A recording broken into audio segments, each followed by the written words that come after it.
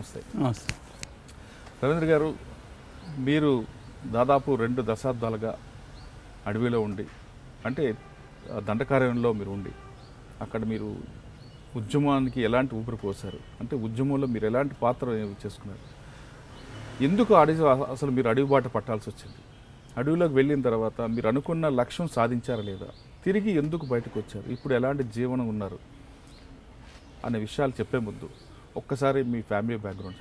నేను 1970లో పుట్టానండి. మాది తమ్మడపల్లి ఐ, అంటే తమ్మడపల్లి జీ ఒకటి ఉంటుంది, తమ్మడపల్లి ఐ గ్రామము, జఫర్గఢ్ మండలము. ఇప్పుడు ప్రస్తుతం జనగాం, ముందు వరంగల్ జిల్లాలో ఉండే.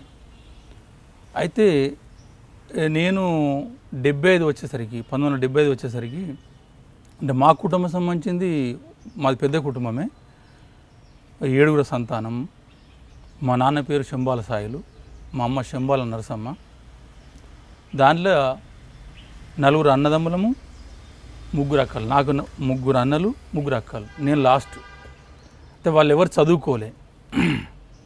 అయితే మా కుటుంబంలో వాళ్ళు ఆశించింది ఏంటంటే, ఈ లాస్ట్ చిన్నవాడైనా చదివిస్తే కొద్దిగా ఆ లెటర్స్, ఆ లెక్కలు అవి రాస్తారని చెప్పి, నౌకరు కోసం ఏదో జాబ్ చేస్తాడని కాదు వాళ్ళ ఉద్దేశం. మన ఇంటి అవసరాలు తీర్చే విధంగా చదివిద్దామనే ఉద్దేశంతో వాళ్ళు నన్ను చదివించడం జరిగింది. నేను 10th పాస్ అయ్యాను, 3rd class, 85-86 last. 10th class వరకు చదువుకుని మీరు మీ నాన్నగారు ఆశయాలకు అనుగుణంగా, అంటే చిన్న చిన్న ఉద్యోగాలు చేయకుండా మరి అడవి వైపు ఎందుకు వెళ్ళాల్సి? అదే చదువుకున్న తర్వాత ఇంటికాడ కొద్ది వ్యవసాయం ఉండే. అయితే నేను జాబ్ కోసం నేను వెతికాను. ఇక్కడ సన్నత్ నగర్ కంపెనీలో పనిచేద్దామని వచ్చాను. అయితే అక్కడ చాలా, అంటే నెలకు ఎంత 200-300 ఇస్తామన్నారు అప్పుడు. అది నచ్చలేదు. తర్వాత వేరే మా ఊరు అతన్ని డాక్టర్ ప్రభాకర్ అని, ఇప్పుడు చనిపోయాడు, ఆయన వరంగల్ ఉండే. సరే హాస్పిటల్లో కూడా నాకు వాచ్మెన్గా తీసుకొని పోయాడు. అక్కడ కూడా కొద్దిగా నచ్చలే. నేను మళ్ళీ వచ్చాను. మళ్ళీ వచ్చిన తర్వాత కోఆపరేటివ్ బ్యాంక్ ఉంది మా దగ్గర, చిలువేరు గోవిందరాజు అని చైర్మన్, మా ఇంటి పక్కకే, మంచి అతడు. ఆయన నేచర్కూర్ హాస్పిటల్ డాక్టర్. ఆయన మా ఊళ్ళో ఉంది అది. అంటే వాళ్ళకు మాకు విడిదీరాని సంబంధం అన్నట్టు ఆ డాక్టర్తో. అతను చైర్మన్. అయితే నా బాధలు తిరగలేక ఎక్కడ తిరుగుతుంది ఏంది ఇది అంతా, ఇక్కడ నైట్ వాచ్మెన్గా ఉండు బ్యాంకులో అని చెప్పిండు. నైట్ వాచ్మెన్ ఉన్నా, నెలకు 300. అట్లా పని చేస్తూనే మనకు ఈ నక్సలైట్లతోని అన్నలతోని పరిచయం అయింది. మనకు పరిచయం అయింది 86, 85-86. మనం 10th వరకు ఏం లేదు, కానీ ఉద్యోగం చేసుకుంటూ ఉండాల్సింది మీరు, మరి అన్నలతో పరిచయం ఎందుకు వెళ్ళాల్సి వచ్చింది? అయితే మీరన్నట్టుగానే బాల్యం నుండే ఎవరు తుపాకులు పట్టలేరంటే, ఇప్పుడు నేచురల్గానే ఏ సెటిల్ అయినా అక్కడ స్థలకాల పరిస్థితులు బట్టి అవి ఎదుగుదల, అవి అభివృద్ధి అనేది ఉంటుంది. ఏ మనుషుడైనా జంతువులైనా అదే. మనకున్న అక్కడ స్థలకాల మా గ్రామ పరిస్థితులు బట్టి ఈ పంచాయలు అయితే కదండి, పంచాయలు అయితే ఏంటంటే ఉన్నోడిది కథ, ఉన్నోడిదే చెల్లుబాటు, పెద్ద మనుషులు దండగలేయడం. అంటే తప్పు లేకున్నా ఎవరైతే డబ్బులు ఎక్కువ ఇస్తారో, సాటుగానో నీటుగానో, వీళ్ళు తప్పు లేని వాళ్ళకు తప్పులు చూపించి డబ్బులు తీసేవాళ్ళు, 2 పక్కల కూడా డబ్బులు గుంజేవాళ్ళు.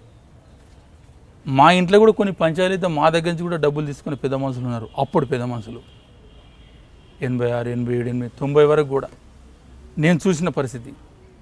ఇది ఒక పక్క, ఉద్యోగం లేదు, ఒక పక్క చదువుకున్నా. అంటే వ్యవసాయం చేద్దామని అంత పెద్దగా ఏం మాకు వ్యవసాయం అంత లేదు. మా 2 అన్నలు 3 అన్నలు అయితే, ఒక అన్న చిన్నంత ఒక 2 ఎకరాలు ఉంటే 3 ఎకరాలు ఉంటే ఆయన వ్యవసాయం చేస్తాడు. 2 అన్నలు పాలేరులే.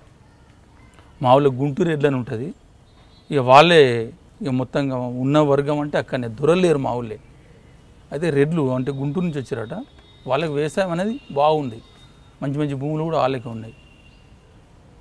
మేము ఎస్సీలైనా బీసీలైనా మా 2 అన్నలు జిదయం ఉండేది. ఇలాంటి పరిస్థితుల్లో ఇంకొక పక్క ఏంటంటే ఈ మహిళలను లొంగ తీసుకోవడము, లొంగని వాళ్ళని జబర్దస్తిగా గ్రామాల్లో అత్యాచారం చేయడం, ఈ రెండో విషయం ఇది నాకు నచ్చలేదు. అది తల్లిదండ్రులు ఎవరైనా చెప్పినా కూడా ఆ యూత్ వినడం లేదు.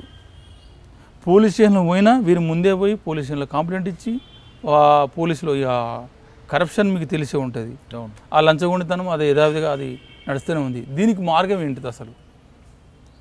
మనం ఏమైనా అన్నా మనకు చెల్లుబాటు ఉండదు కదా. ఇటువంటి పరిస్థితుల్లో నాకు 86 లాస్ట్ 87లో నాకు సత్యన్ అని పరిచయం అయ్యాడు. అంటే ఇది మన బెక్కలి నెక్కొండ కమాండర్గా అతను చనిపోయాడు. శాంతక్క సత్యన్ అని ఆయన చనిపోయాడు. ఆయన నాకు పరిచయం ఫస్ట్.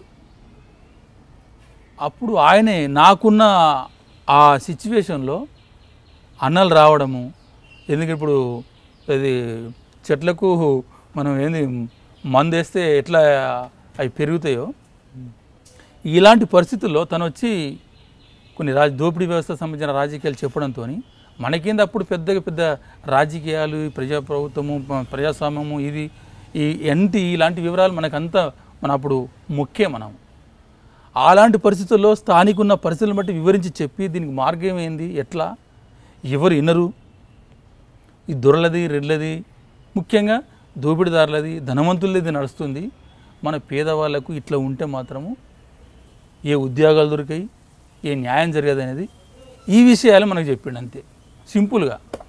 ఏంటిది మరి? ఇగో ఇది తుపాకీతోనే రాజ్యము, తుపాకీ పడితేనే వింటాడు, బడుతున్నందు బర్రె కాబట్టి తుపాకీ ఉంటేనే ఎవడైనా వింటాడు, నువ్వు ఎంత పోరాడినా ఎంత చేసినా నీది చెల్లుబాటు కాదు, నడవది అని ఉన్నప్పుడు అట్లా ఆకర్షితులమైన. For more videos, subscribe to iDream. And loads of fun entertainment and content, do watch iDreams. Do subscribe iDream Media. దయచేసి iDreams మీరు సబ్స్క్రైబ్ చేయాల్సిందిగా నేను కోరుతున్నాను. I am Dr. Nayak, DT Nayak. For more videos, please subscribe to iDream. Please subscribe iDream News. Please subscribe iDream. Please subscribe iDreams. మీరు చూస్తున్నారు iDream News.